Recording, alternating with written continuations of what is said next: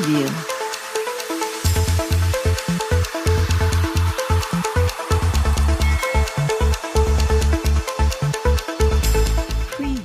बिस्मिल्लाहिर्रहमानिर्रहीम। अस्सलामु अलैकुम। औकात टीवी में अब्दुल जब्बार अंसारी आपकी खिदमत में हाजिर है। ख़वातीन हज़रात, आजकल इन दिनों में रावलपिंडी इस्लामाबाद के शहरी जो हैं, ख़ुसूसन जिनके बच्चे इस्लामाबाद के मॉडल कॉलेजेस में पढ़ रहे हैं और उनमें फिर ख़ुसूसन वो लोग जिनके बच्चे इवनिंग शिफ्ट में हैं, वो शिफ्ट चेंज कराने के चक्कर में कि उनके बच्चे की शिफ्ट जो है वो मॉर्निंग कर दी जाए, एक बहुत बड़ा मसला बना हुआ है। इस्लामाबाद के मॉडल कॉलेजेस, वो चाहे लड़कियों के हैं चाहे लड़कों के हैं, गर्ल्स हैं या बॉयज़ हैं, जो भी हैं, उनमें ये शिफ्ट चेंज का बहुत बड़ा मसला बना हुआ है, जिसके लिए एक हमारे जानने वाले हैं, उनके बच्चे की शिफ्ट चेंज करवानी थी। वो बच्चा I83 इस्लामाबाद मॉडल कॉलेज जो है वहाँ पे है, वहाँ पे ज़ेर तालीम है, 9th क्लास का स्टूडेंट है। उस सिलसिले में हमने राब्ता करने की कोशिश की, स्कूल के प्रिंसिपल से उनको फ़ोन वगैरह किया, लेकिन फ़ोन अटेंड ना हुआ। तो फिर जो बच्चे के वालिदैन थे, उसके वालिद ने कहा जी हम वहाँ चले जाते हैं। तो वो तो खैर मेरे साथ नहीं जा सका। मैं और मेरी अहलिया हम गए सिर्फ़ यही कि एक बच्चे का जो प्रॉब्लम है, मुश्किल है, वो दूर हो जाए। हम दोनों वहाँ गए तो प्रिंसिपल से हमारी मुलाकात नहीं हो सकी। तो वहाँ वाइस प्रिंसिपल जो हैं वो सजाद साहब, वो तशरीफ़ फरमा थे। तो उनसे मसला डिस्कस किया।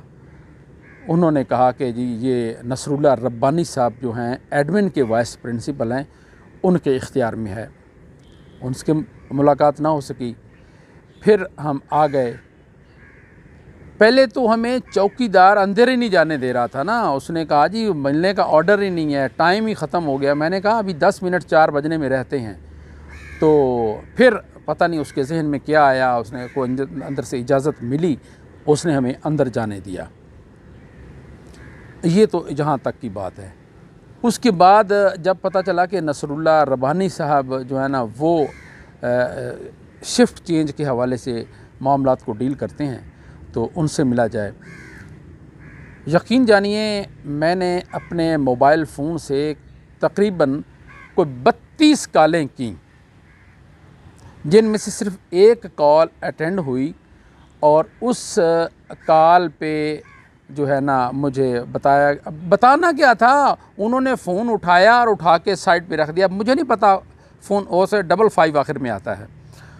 उन्होंने वो फ़ोन उठाया और 5 मिनट प्लस कॉल चलती रही। वो अपने काम करते रहे, कोई दरख्वास्त लिख रहा था, कोई भी कर रहा था।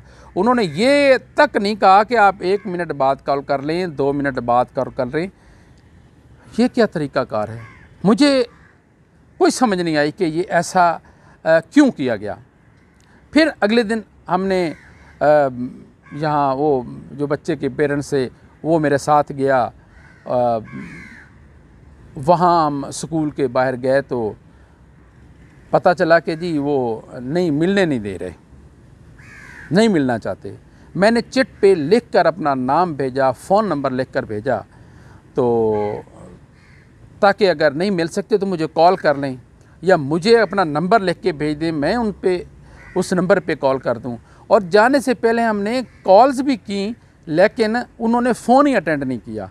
अगर फ़ोन अटेंड कर लेते तो हमें जाने की ज़रूरत ही ना पड़ती कि ये मसला आपका हल नहीं हो सकता। मसला हल होना या ना होना ये अलग बात है। मुझे अफसोस हुआ है उनके एटीट्यूड पे कि वो ना फ़ोन अटेंड करते हैं और ना फ़ोन पे अटेंड जब नहीं करते तो बात उन्होंने क्या करनी है, जिस वजह से बहुत शहरी जो हैं वो बड़ी परेशानी की कैफियत से गुज़र रहे हैं। फिर आखिर हमने फ़ैसला किया कि हम फेडरल डायरेक्टोरेट ऑफ एजुकेशन, जो कि G94 में इनका ऑफ़िस है, हम वहाँ गए। एक कहा गया कि जी आप दरख्वास्त लिख कर दें। नूर अहमद साहब असिस्टेंट डायरेक्टर हैं वहाँ, उनको दरख्वास्त दी, उन्होंने उस पर साइन किए और साथ उनका अमला बिल्कुल सीढ़ियों के साथ बैठता है, वो उनके पास गए, उन्होंने जनाब उस पर अपना जो कार्रवाई करनी थी करके हमें कहते हैं जी आप पीर वाले दिन आ जाएं तो आपको हम लेटर बना देंगे, आप ले जाना। हमने कहा यार हमें अपना फ़ोन नंबर दे दें, आने से पहले हम कॉल कर लेंगे, हो सकता है बंदे को छुट्टी करना पड़ जाती है, मजबूरी बन जाती है, बंदा नहीं आ सकता, कि फ़ोन पे ही पता चल जाए हमें। उन्होंने कहा नहीं हम इधर होते हैं, हमने कहाँ जाना है, आप आ जाएं बस। उसके बावजूद हमने पहले, मेरे पास नूर अहमद साहब का सरकारी फ़ोन नंबर था, मैंने उस पर कॉल की, उसमें भी बंदे ने हमें पता नहीं किसने कॉल अटेंड की थी, 10:26 पर मैंने कॉल की। उन्होंने कहा जी वो आज छुट्टी पे हैं नूर अहमद साहब। मैंने कहा आप उनके अमले से बात करवा दें। कहता है 15 मिनट बाद आप कॉल करें। हालांकि वो 15 सेकंड का डिस्टेंस है सिर्फ फ़ोन से, लेकिन मैंने फिर भी कॉल की उनको, लेकिन दोबारा उन्होंने फ़ोन उठाकर ही रख दिया, फ़ोन अटेंड ही नहीं किया। खैर हमें मजबूरन जाना पड़ा। जब हम वहाँ गए तो पता चला कि मौसूफ़ जो हैं नूर अहमद साहब वो भी छुट्टी पे हैं, उनका स्टाफ भी छुट्टी पे है। और यही हमें ख़दशा था कि फ़ोन पे अगर हमें बता दिया जाता कि उसका स्टेटस क्या है जो दरख्वास्त हम देकर गए थे, तो हमें आने की ज़रूरत ना पड़ती। लेकिन वहाँ उन जिन्होंने दरख्वास्त वसूल की थी उसके साथ दूसरे आदमी बैठे थे, उन्होंने कहा कि आप कंप्लेंट कर देंगे, नीचे बैठे हैं डायरेक्टर, आप उनसे जाकर शिकायत कर दें। मतलब इस अंदाज से आपने जो करना है कर लें, हम अपनी मर्ज़ी से काम करेंगे ना करें, हमें कोई इसकी परवाह नहीं। वो मैं नीचे डायरेक्टर साहब से मिलने जा रहा था, अचानक मैंने देखा कि डीजी का बोर्ड लगा हुआ था कि डीजी जो है ना कॉलेजेस, उनका ये ऑफ़िस है। उनके मैं ऑफ़िस में गया कि मिलूं इनसे, इनके साथ मसला जो है ना वो डिस्कस करूं। तो उनके पीए ने हमें तरखा दिया। उन्होंने कहा जी आप मसला बताएं। मसला बताया शिफ्ट का। वो कहते हैं जी वो तो परवेज़ इलाही के पता नहीं पीए के कौन थी, उसकी कॉल आई थी, तो हमारे डीजी साहब ने इनकार कर दिया था कि ये काम नहीं हो सकता। तो मैंने कहा अब यार इसका कोई हल बताएं हमें। कहता है इसका जी कोई हल नहीं है, कोई ये हेडमास्टर जो प्रिंसिपल होता है मुतलका, उसकी सवाबदीद है और पॉलिसी बनाई हुई है, उसके पॉलिसी से हट कर गया तो वो सवाबदीद है। और मैंने कहा यार अपना कोई कॉन्टैक्ट नंबर दे दें, मैं फिर डीजी साहब से रब्ता कर लूँगा। उन्होंने जो नंबर बताया उस नंबर पे 4 दफ़ा मैं पहले कॉल कर चुका था। मैंने कहा इस पर मैंने कॉल किया और आप अटेंड ही नहीं करते। कहने लगा जी फ़ोन मोबाइल फ़ोन तो हम अटेंड नहीं करते। फिर जी कौन सा अटेंड करते हैं? कहते कोई सरकारी नंबर से फ़ोन आए तो फिर हम अटेंड करते हैं। तो मैंने कहा अब हम पहले घर पे सरकारी नंबर लगवाएं या कहीं सरकारी ऑफ़िस में जाएं, पहले उनके तरले मिन्नत करें कि हमें जी डायरेक्टोरेट ऑफ एजुकेशन के डीजी से बात करनी है तो सरकारी नंबर पे बात हो सकती है। अब मुझे नहीं पता उनको डीजी ने कहा हुआ है या किसने कहा है, या उसकी अपनी पॉलिसी बनाई हुई है कि मोबाइल से फ़ोन आया फ़ोन अटेंड नहीं करना। अब एक जदीद टेक्नोलॉजी है, उससे फ़ायदा उठाना चाहिए, लेकिन उन्होंने हमें टरखा दिया। मैंने कहा अगर आप मुझे डीजी से मिलने नहीं देते तो मुझे नंबर दे दें। फिर उन्होंने वही नंबर दे दिया जिस पे पहले कॉल की गई थी। तो मैं मजबूरन वहाँ से आ गया। जब उन्होंने मिलने, मैंने देखा कि वहाँ से लोग मिल के जा रहे थे डीजी साहब को। भाई ये जो डीजी डायरेक्टर जो बन के बैठे हैं, ये आवाम के पैसों से, इनके जो बिल्डिंग बनाई गई है वो आवाम के पैसों से बनाई गई है। इनको जो फ़ोन की सहूलियात दी गई हैं वो आवाम के पैसों से दी गई हैं। फ़ोन की सहूलियात, गाड़ियाँ, मेडिकल, जो भी फैसिलिटीज़ उनको मिल रही हैं आवाम से, जो टैक्स इकट्ठा किया जाता है उससे उनको दी जा रही हैं, और आवाम को मिलने नहीं दिया जाता। बड़े अफसोस की बात है। तो मैं नीचे आया, मैंने कहा चलो डायरेक्टर कॉलेजेस से मिलते हैं।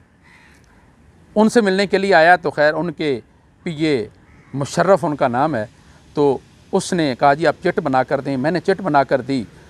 तो उन्होंने मुझे बुलवाया अंदर, मैंने उनसे बात की। उन्होंने यही बताया कि वो हमने पॉलिसी बना दी है, पॉलिसी से हट कर अगर कोई है तो वो उसकी जवाबदीद है। कल कोई केस कोई अदालत में चैलेंज कर देता है किसी की शिफ्ट चेंज करने का, तो उसका ज़िम्मेदार प्रिंसिपल ही होगा, हमारा इससे कोई लेन देन नहीं।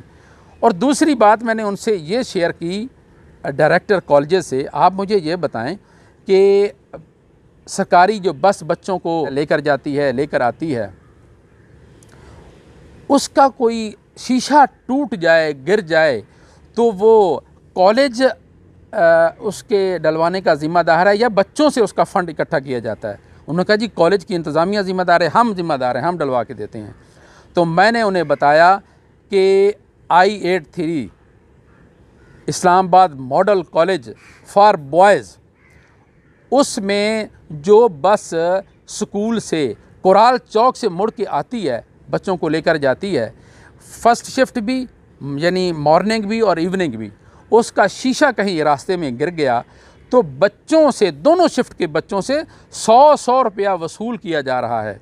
इसका कौन ज़िम्मेदार है? तो उन्होंने कहा जी हम इससे मालूमात कर लेते हैं। तो ये इस तरह की हरकतें तो देहात के स्कूलों में मैंने देखी कि वो झाड़ू लेना है तो बच्चों से 5-5, 10-10 रुपए लिए जा रहे होते हैं, वो भी गैर कानूनी है। तो मैं सोच भी नहीं सकता था कि इस्लामाबाद के मॉडल कॉलेजेस, नाम है मॉडल, और काम इस तरह के हो रहे हैं जो मैंने आपसे शेयर किए हैं। तो शिफ्ट चेंज के हवाले से कुछ उनको नरमी भी इख्तियार करनी चाहिए, कुछ जेन्युइन मसले होते हैं। फिर उन्होंने कहा जी चेंज की पॉलिसी मैं आपको बता देता हूँ कि एक तो ये है कि पेरेंट्स में दोनों जो हैं वो सरकारी मुलाजिम हों या कम से कम एक, नंबर एक उसका बच्चा की शिफ्ट चेंज होगी, या बच्चे का एक कोई भाई बहन जो है वो अगर मॉर्निंग में पढ़ रहा है तो उसकी शिफ्ट चेंज हो जाएगी, या अल्लाह ना करे कोई माजूरी का मसला है तो फिर चेंज हो सकती है। तो मैंने कहा जी अगर किसी बच्चे की वालदा को कैंसर हो और उसको इलाज मुआलजे के लिए फ़र्स्ट टाइम जाना होता है तो उसके लिए क्या कहता है, सवाबदीदी इख्तियारात हमने दिए हुए हैं प्रिंसिपल को, तो वो चाहे तो उसको इस्तेमाल कर सकता है। गिला मौत से नहीं, मुझे ज़िंदगी ने मारा। बात यह है कि शिफ्ट चेंज मसला हुआ है, हुई नहीं। मुझे अफसोस उनके रवैये पे हुआ है कि इस तरह का जो रवैया उन्होंने इख्तियार किया कि आप 40-40, 50-50 कॉल करते हैं, आप 100 भी कर लें तो वो कहते हैं जी हम अटेंड ही नहीं करते। फिर कहते हैं कि हम फ़ोन अटेंड करें तो काम हम कब करें? अगर फ़ोन रुकावट है तो फ़ोन बंद करवा दें भाई। अब तक के लिए इतना ही। अपना ख्याल रखिएगा, अपने इस चैनल का भी और अपने आस पड़ोस का भी। अब्दुल जब्बार अंसारी को इजाज़त दीजिए। अल्लाह हाफिज़।